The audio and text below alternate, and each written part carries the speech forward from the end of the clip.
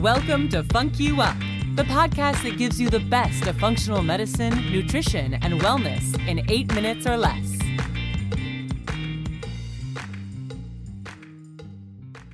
Hey everybody, welcome to FUNC YOU UP. I'm Samantha Wineke, functional medicine health coach. And I'm Michelle Miller, clinical nutritionist. So today's topic is vitamin D. It's summertime and we're going to talk about that vitamin we get from the sun. Yes, this is my favorite vitamin. I get very excited about this. Hold me back. So vitamin D, we know it as the sunshine vitamin. The crazy thing is, in New York, we are so far from the sun for so many months out of the year. This is a chronic vitamin deficiency that we often see with our clients. It's a terrible deficiency to have because of all the amazing things that vitamin D can do.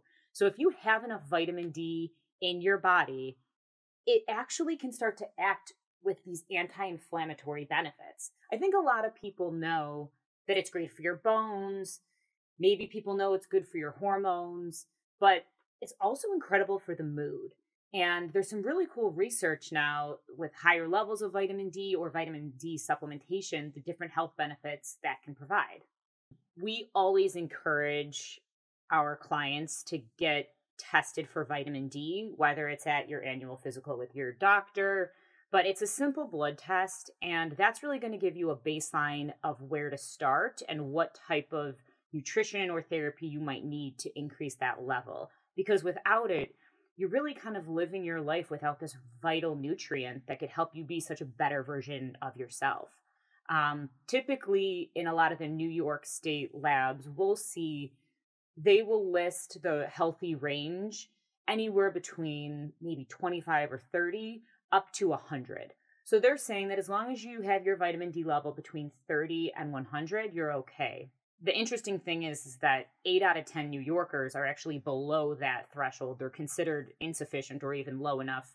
If it's below 10 or 15, it's considered a true deficiency.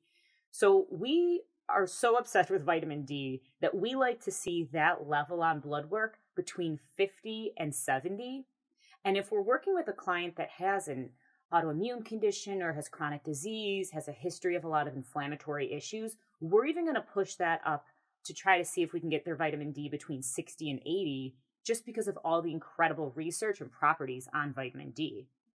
And there are different types of vitamin D. So I think the most important thing too is to remember the source of vitamin D is important, right? So vitamin D3 is specifically what we're going for here. Can we talk a little bit too about absorption of vitamin D? Because I know that when it comes from the sun, right, if you're naturally absorbing it from the sun, I know that your body is less able to absorb it as you get older. So, someone who's younger absorbs more vitamin D, whereas I think when you get to around 70 years old or something like that, you only absorb 25% of it. So it's also an issue as you're aging, you need to make sure that you're more able to absorb it. Definitely. I mean, it's a clear correlation. The older individuals are getting, the harder it is for their skin to absorb that vitamin D. The increased need they would be to take a supplemental version. And as you mentioned, they would want to be taking that supplement version of vitamin D3, which should be labeled on any supplement. That's the cool thing about vitamin D also is it's a relatively inexpensive vitamin. So you'll hear us talk in different supplements throughout our different podcasts. There can be a quality control issue. That isn't so much the case with vitamin D. So it's great. It's a pretty inexpensive vitamin, and you can supplement according to where your current levels in the blood are. But also, it's worth mentioning that if an individual has darker pigmentation of their skin, that's also going to be an issue with how well the sun is being absorbed as well. Mm-hmm. So not only aging, but also the darker pigmentation. You have to consider all of that, as well as just how far are you from the equator, because the further north you get, the harder it is to absorb vitamin D as well. Yeah.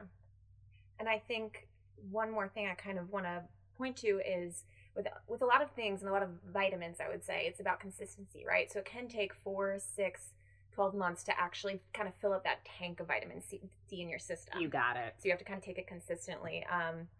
But then there are also some, because, you know, I come from a health coaching background, I like to talk about lifestyle changes, right?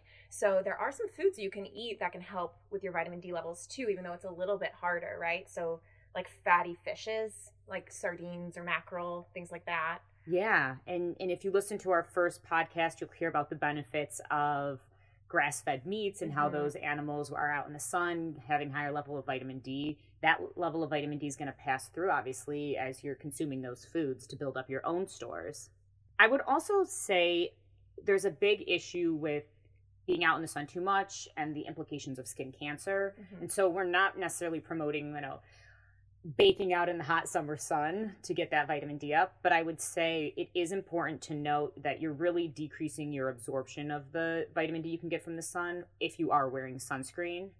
So it's probably best to go out in small bouts. Or if you live up in New York like we do, I don't know about you, Samantha, but I'm using a supplement pretty much every day between October and April. Yeah, definitely. I take one every day as well. It's really difficult to naturally get those vitamin D levels up. You got it. So pay attention to those vitamin D levels. First step is to get tested, see where your current level is. Remember, the goal is to get between 50 and 70 to really reap all of the anti-inflammatory, mood-enhancing benefits that vitamin D can offer. And then you can work with your doctor, your healthcare professional, to figure out the appropriate dosage for you. Awesome. Well, thanks for listening, everyone. If you have any questions or comments, please reach out to us. You can reach us at funkyouup@physiologicnyc.com or reach us at our Instagram account, physiologicnyc.